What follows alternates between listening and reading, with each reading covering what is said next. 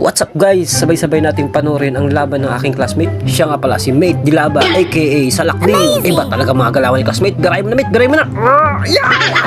Ay sorry lang, nadadala ko sa laban. Tingnan nyo naman. Ito yung pinaka-favorite ko. Yun talaga yung gusto ko check yung jumping technique.